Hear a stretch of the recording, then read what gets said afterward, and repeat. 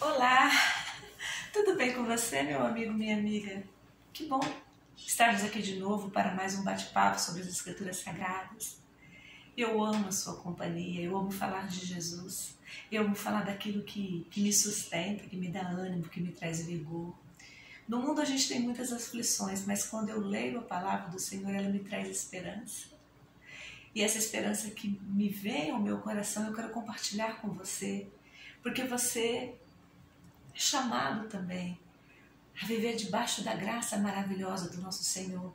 Mas a gente só compreende a plenitude do amor de Deus quando a palavra dele inunda nossa alma.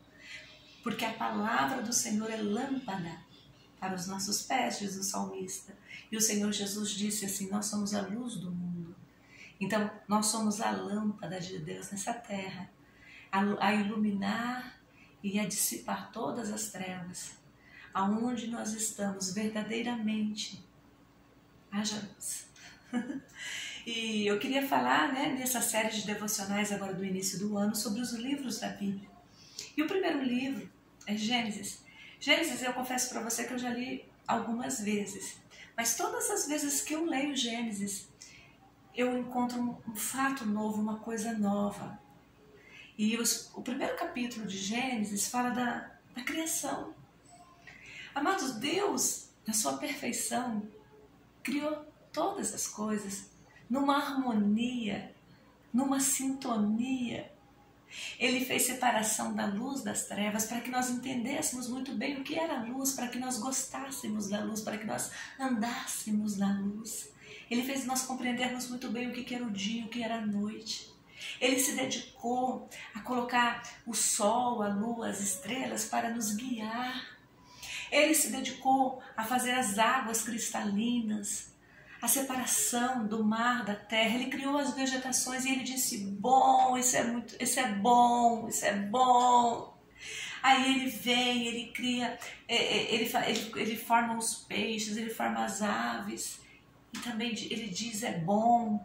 Aí depois, amados, ele vem e cria os animais, quando ele chega no sexto dia, ele cria os animais, tanto os selvagens como os domésticos. E depois ele nos cria, ele forma. E quando ele sopra na narina de Adão, ele sopra o fôlego de vida e ele fala assim: façamos o homem à nossa imagem e semelhança. Está aqui nas Escrituras, olha. Quer ver? Eu vou ler para você, querido. Eu vou achar aqui para você, quer ver? E Deus...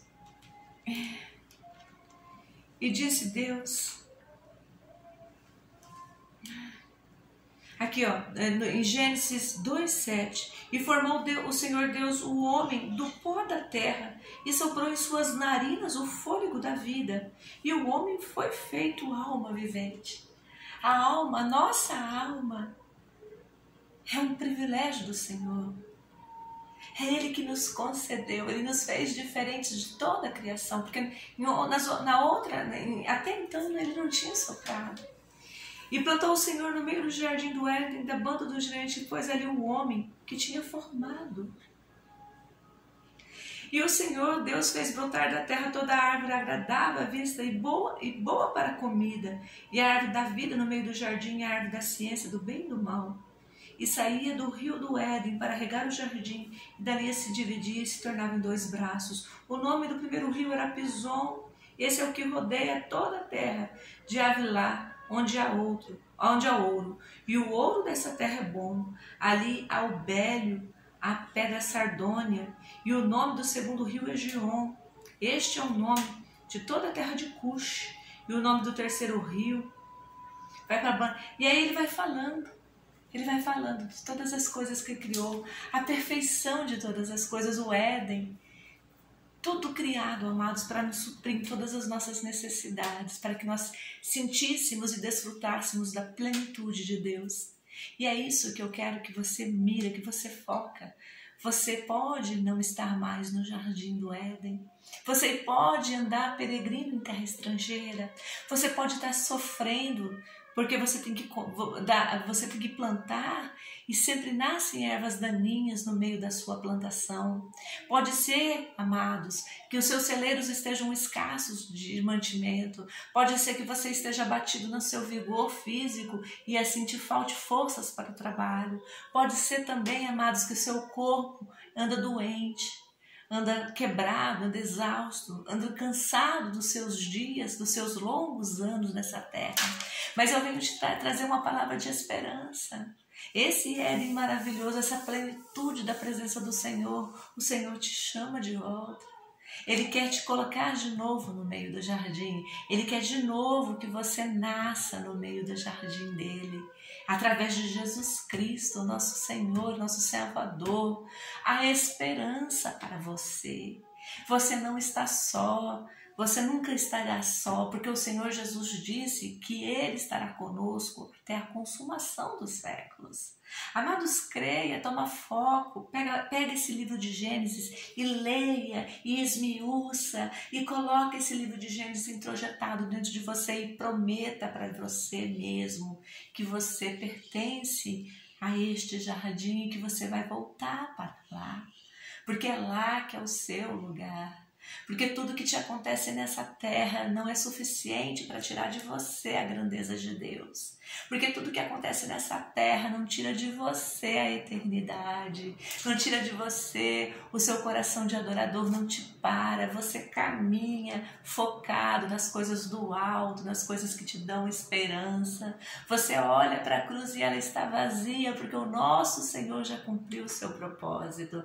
Então para você ficou mais fácil, porque agora só te compete arrepender e nunca mais se desviar do seu caminho. Você entende? Então, quando você lê Gênesis, esse Gênesis tem que te trazer esperança. Esperança. E no livro de Gênesis, há 4 pontos muito fundamentais. O primeiro deles nós estamos falando hoje, que é do Éden. Mas existe também o pecado que nos faz separação do homem de Deus. O pecado também começou lá no Éden, com a desobediência de Eva e de Adão. Quando a serpente chegou ali, ela fez uma proposta para eles. Uma proposta que foi boa, foi agradável aos olhos. Os seduziu, os enfeitiçou, os enganou. Porque eles ouviam somente a voz de Deus, eles sabiam discernir qual era a voz de Deus. Mas eles ficaram tão cheios de si mesmos, eles se encheram de algo, amados, que todos nós caímos, todos nós tropeçamos nessa mesma prova. É de acharmos que nós merecemos mais. É de acharmos que o que Deus nos dá não é suficiente. É de acharmos que falta alguma coisa para que a nossa felicidade seja completa, que Deus não é suficiente. Amados, e quando a serpente percebe o que ela falou casa com aquilo que está no seu coração, ela entra naquela brechinha que você dá. E ela te propõe fama, ela te propõe riquezas, ela te dá reconhecimento nesse tempo, nesse mundo. E o homem vaidoso cai. Alguns caem por causa das riquezas mesmo, que quer ser assim muito rico. Outros caem porque querem ser considerados homens muito sábios. Outros caem porque querem ser homens de grande influência, que tem conhecimento, que fala bem. Cada um cai na sua vaidade, porque debaixo desse sol tudo é vaidade. Já nos disse o rei Salomão, está aqui nas Escrituras, debaixo do sol, tudo é vaidade. E a serpente conhece, o nosso coração. E desde lá do Éden,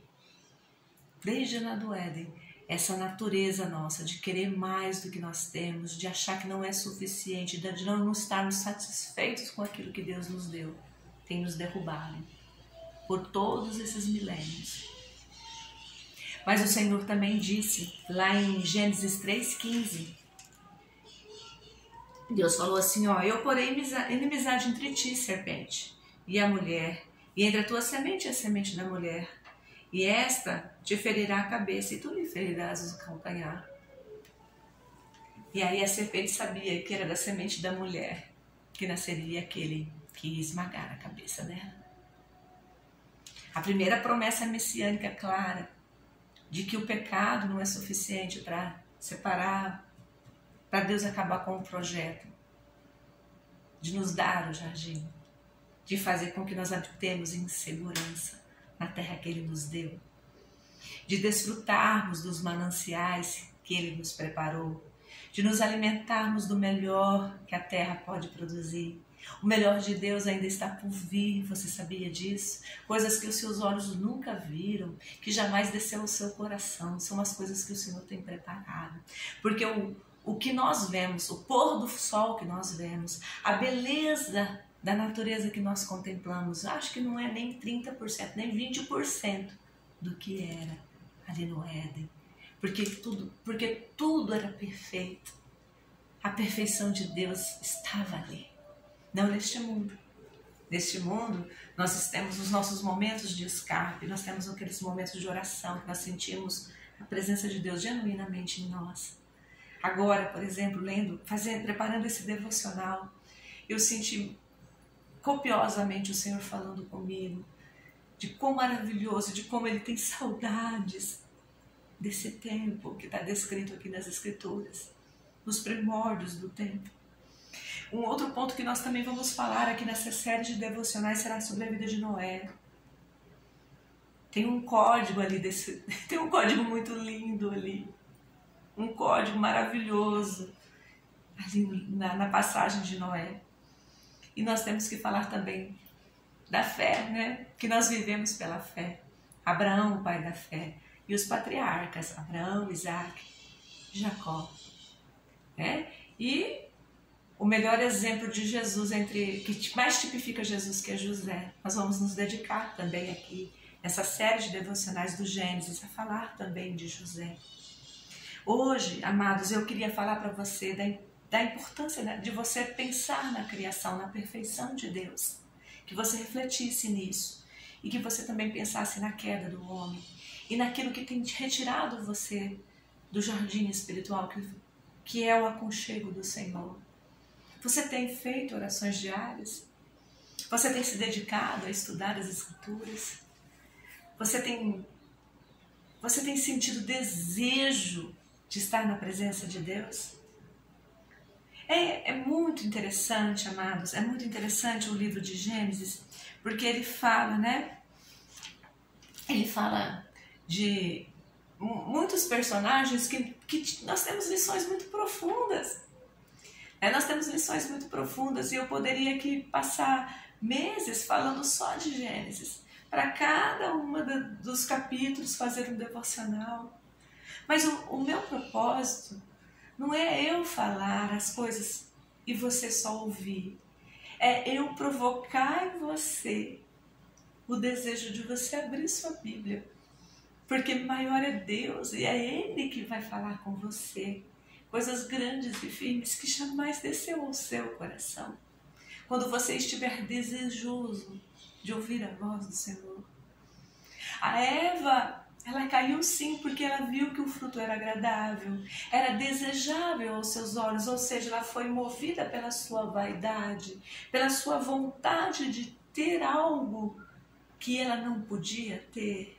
Ela se achou no direito de ter aquele conhecimento, como se Deus tivesse sendo ruim. E Deus nunca é ruim, Deus é tão bom, Deus é tão maravilhoso. Eu vou fazer até uma parte aqui, quando Deus não te dá algo que você deseja demais. Pensa que é livramento. Pensa que não chegou o tempo ainda. Pensa que no Deus que te ama. No Deus que se Ele concede aquilo, você cai.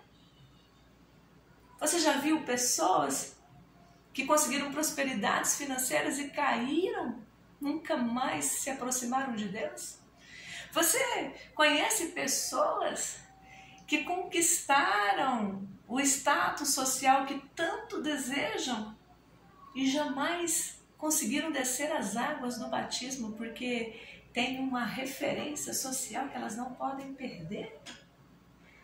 Você já conheceu pessoas que se negam a ler as Escrituras Sagradas porque acreditam que isso é coisa de crente? E não desfrutam do jardim, achando que Deus é um Deus de marionete que faz para ela tudo aquilo que ela quer no tempo que ela deseja, que Deus se move pela vontade pessoal dela. Eu acho que Eva, ela nos ensina exatamente isso, que Deus não é assim. Deus nos dá desfrutes, Deus nos dá deleites, Deus nos prepara o melhor, mas Ele também coloca limites, e o limite se chama obediência e sujeição à palavra. Deus também coloca o limite de lhe contar a verdade, por mais dura que fosse, mas Adão preferiu se esconder e dizer assim: ai Senhor, eu estou com vergonha de estar na sua presença porque eu estou nu. Mas Adão, quem te disse que você está nu? Por que você sabe que você está nu?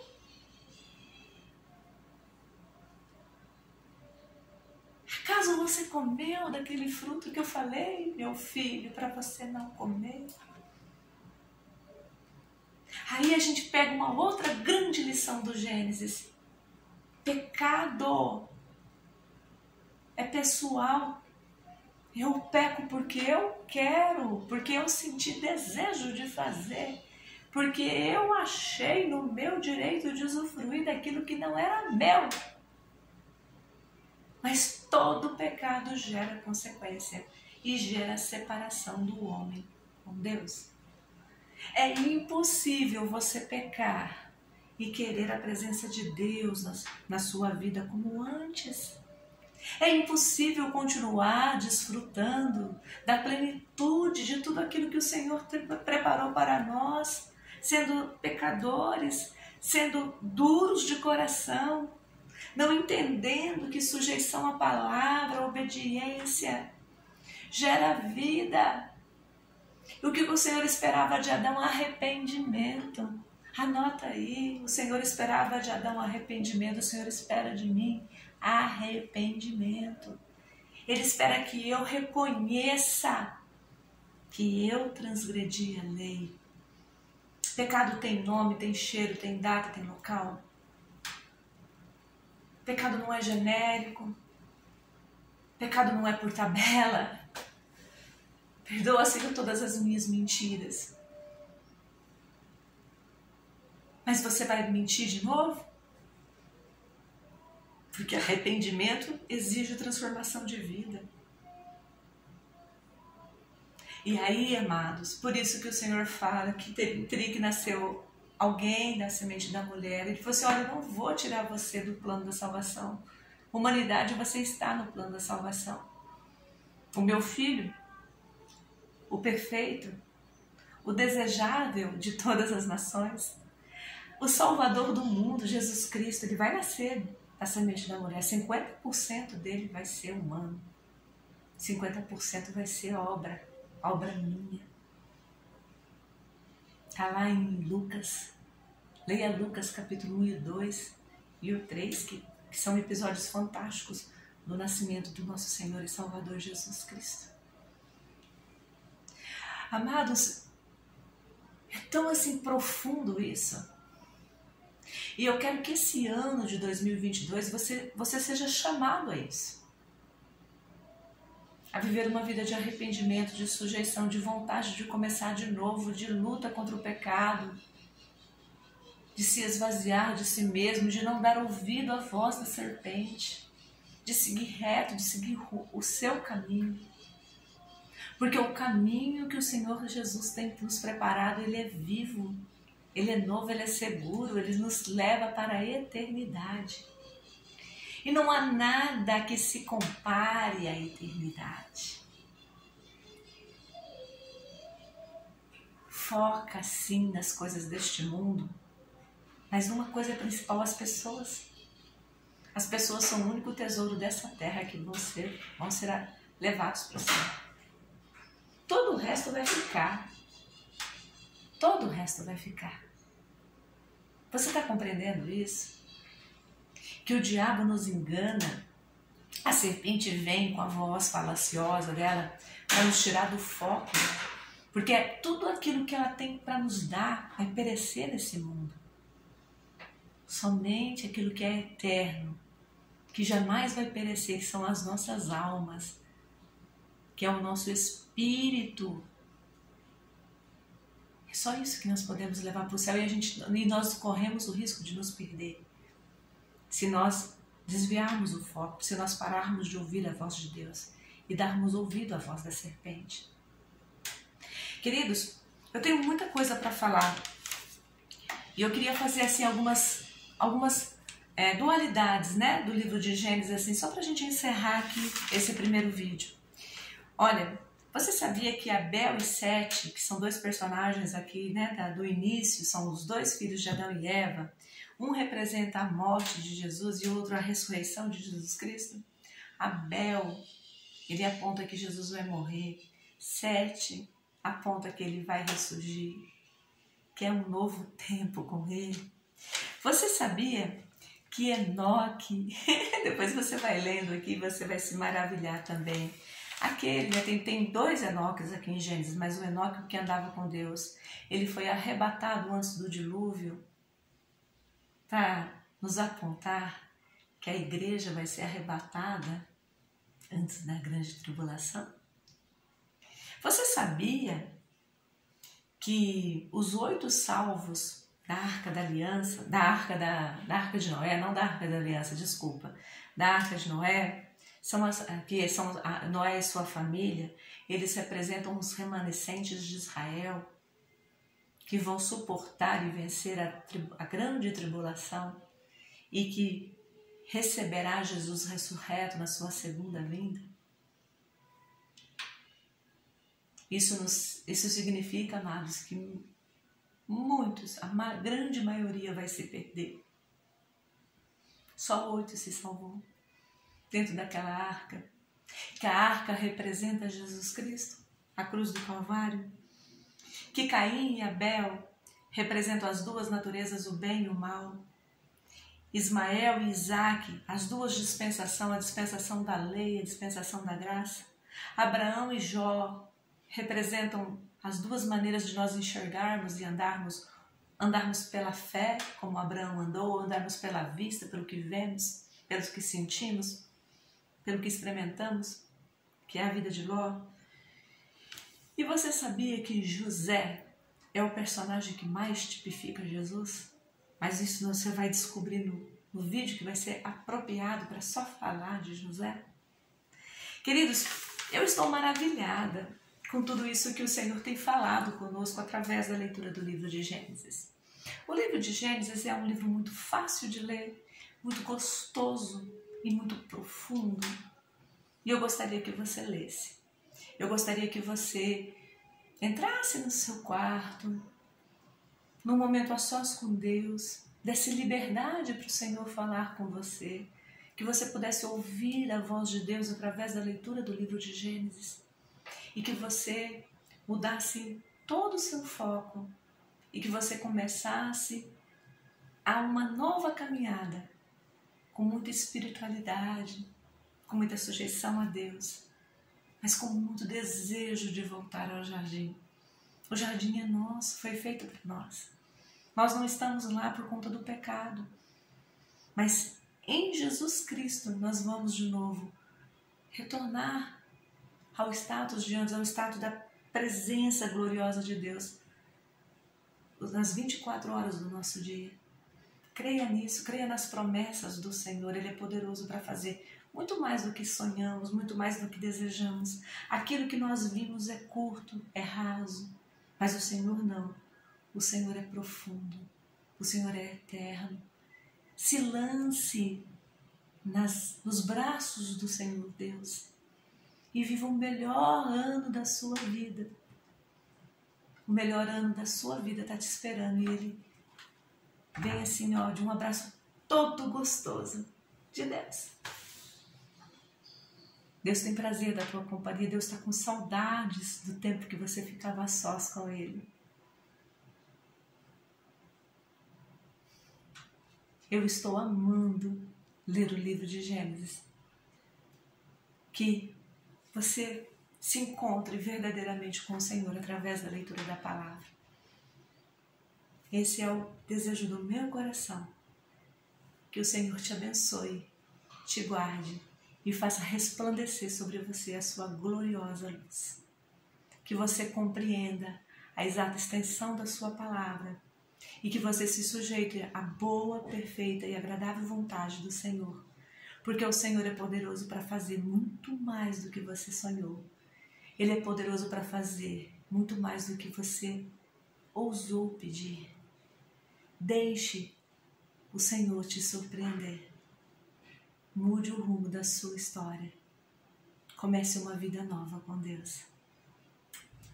O Senhor está de braços abertos te esperando.